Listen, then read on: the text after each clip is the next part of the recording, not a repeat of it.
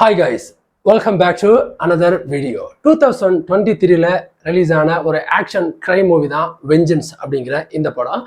So அந்த படத்துல கதை அப்படின்னா ஹீரோ படத்துல ஒரு ஹிட்மேன், அவர் யாருக்கிட்ட இந்த மாதிரி ஹிட்மேன் நான் வேலை பார்த்தாருன்னா வந்து ஒரு ஷேஷனா வேலை பார்த்தாரு ரவுடியா அப்படின்னு பார்த்தீங்கன்னா அந்த நாட்டில் இருக்கக்கூடிய ஒரு பிரபல அரசியல் கட்சி ஒருத்தங்கிட்ட தான் இருக்காரு. பட் ஏதோ ஒரு காரணத்துக்காக என்னன்னா அங்க அரசியல் அந்த உடன்பாடுகள் எல்லாமே அவருக்கு ஒண்ணுமே பிடிக்கல.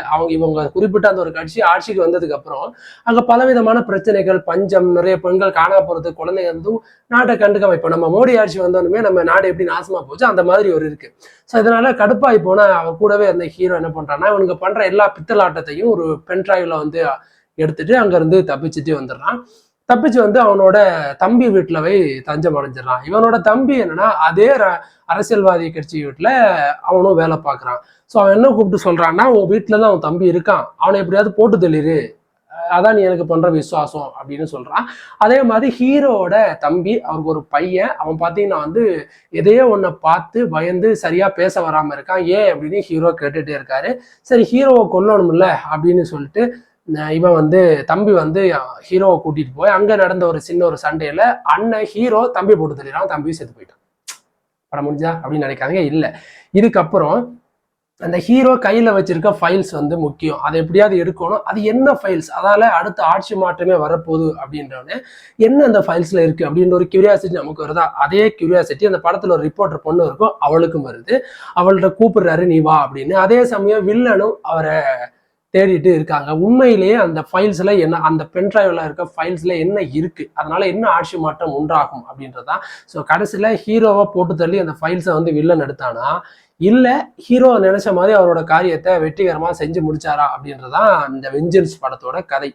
இப்ப இந்த படத்தோட பிளஸ் அண்ட் மைனஸ்னா ஹீரோ பாத்தீங்கன்னா ஏதோ ஒன்னு பறிகொடுத்த மாதிரியே இருப்பான், மூஞ்சி கலவாத மூஞ்சியோட, என்னடா இப்படி இருக்கானே அப்படின்னு நம்மளாம் கொஞ்சம் வெறுப்போம். பட் ஆனா உண்மையாவே ரீசன் என்னன்னா ஹீரோ அப்படி சேடா இருக்கிறதுக்கு ஒரு காரணம் இருக்கு. அதை அந்த படத்துல நீங்க பார்த்து தெரிஞ்சுக்கோங்க. அதுக்கப்புறம் ஓகேப்பா ஹீரோ இப்படிதான் இருப்பாரு அப்படின்ற ஒரு மைண்ட் செட்டுக்கு நம்ம போயிடுவோம். இப்போ பல ஒரு பெரிய அரசியல்வாதிகள் தான் இந்த மாதிரியான பித்தலாட்டம் எல்லாம் பார்ப்பானுங்க. ஜெயிச்சு வர்ற வரைக்கும் மக்கள்கிட்ட காலை கழுவி கூலை குடிச்சிட்டு ஜெயிச்சு அரசியல் அந்த சீட்ல உட்காந்துனே மக்களை கண்டுக்காம விட்டோன்னே அதனால மக்கள் எந்த அளவுக்கு கொதிச்சு எழுந்து எந்த அளவுக்கு ஆர்ப்பாட்டம் பண்றாங்க அப்படின்னு ரொம்ப அழகா அந்த படத்துல நமக்கு காமிச்சிருப்பாங்க. அண்ட் அதே மாதிரி படத்தோட ஸ்கிரீன் பிளே எங்கேயுமே எந்த இடத்துலயுமே நமக்கு லீக் ஆகாது, லேக் ஆகாது. ஸோ அதனால அந்த படம் நல்லா இருக்கும்.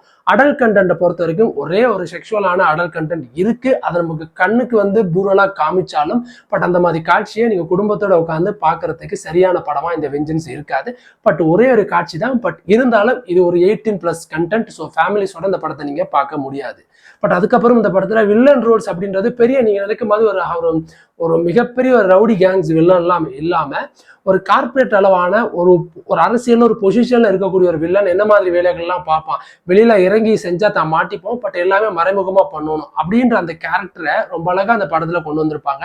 அந்த கேரக்டர் அந்த வடிவமைப்பு எனக்கு பிடிச்சிருந்துச்சு. இப்ப நம்ம ஒரு பொறுப்புல இருக்கோம், நம்ம வெளியில செஞ்சா இவன் தப்பு பண்றான் அப்படின்னு தெரிஞ்சிடும், அதை மறைமுகமா எப்படி செய்யணுமோ அப்படி செய்வான். அதே மாதிரி ஹீரோ ரிவெஞ்ச் எடுக்கிற இடம் எல்லாமே ரொம்ப அழகா இருக்கும். ஸோ அவர் எப்படி ரிவெஞ்ச் எடுப்பார் அப்படின்னு நினைக்கும் மாதிரி பெரிய கன் எல்லாம் மாட்டிக்கிட்டு ஷூட் அப்படிலாம் கிடையாது. அவர் நார்மலான ஒரு ஹியூமன் என்ன மாதிரியான பிளான் பண்ணுவான், ஸோ ஒரு வீட்டுக்குள்ள போறோம்னா எப்படி அதை பிளான் பண்ணுவான் அப்படின்ற விஷயத்த எல்லாமே ஒரு நேச்சுரலோட இந்த படத்தை சொல்லியிருப்பாங்க. ஆக்சுவலா இந்த ஃபைட் சீக்வன்ஸ், அந்த ரிவெஞ்ச் எடுக்கிற சீன்ஸ் எல்லாமே எனக்கு பார்க்கும்போது டெஃபினட்டா ஜான் விக் படத்தை எனக்கு ரிமெம்பர் பண்ணிச்சு அப்படின்றதான் உண்மை. பட் அது நல்லா இருந்துச்சு, ரொம்ப கேஷுவலா இருக்கும் ஃபைட்ஸ் எல்லாம், ஒரு சினிமேட்டிக் தன்மை இல்லாம ஒரு ரியல்டிக்கான ஒரு ஃபைட்ஸ் எல்லாமே இந்த படத்துல ஒரு சூப்பரா இருந்துச்சு. அண்ட் ஃபைனலி இந்த படத்துல எனக்கு ரொம்ப பிடிச்சது அப்படின்றது இந்த படத்தோட ஸ்கிரீன் பிளே அண்ட் இந்த படத்தோட சினிமாட்டோகிராஃபி. ஒரு நேச்சுரலான ஒரு வில்லேஜ்ல எவ்வளவு அழகா ஸ்கிரீன் பிளே சினிமாட்டோகிராஃபி எவ்வளவு அழகா காமிக்க முடியும். ஒரு சின்ன ரோலை குடிசைங்க, அந்த குடிசையில எவ்வளவு அழகா சினிமாட்டோகிராஃபி கலர்ஃபுல்லா காமிக்க முடியும் அப்படின்றது இந்த படத்துல ரொம்ப அழகாவே காமிச்சிருப்பாங்க. அண்ட் சினிமாட்டோகிராஃபியும் சரி ஸ்கிரீன் பிளேயும் சரி படத்துக்கு ஒரு மிகப்பெரிய பிளஸ்ஸாவே இருந்திருக்கு அப்படின்னே சொல்ல முடியும்.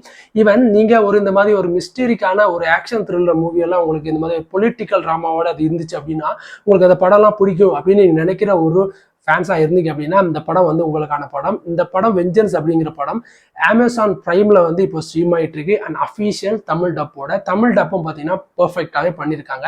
இந்த படத்துக்கு IMDbலேருந்து 8.3 வரைக்குமே இந்த படத்துக்கு ரேட்டிங் கொடுத்துருக்காங்க. அதை தவிர இந்த படம் பார்த்தீங்கன்னா வந்து 1 hour 21 minutes வரைக்கும் ஒரு சின்ன ஒரு படமாக தான் உருவாகியிருக்கு.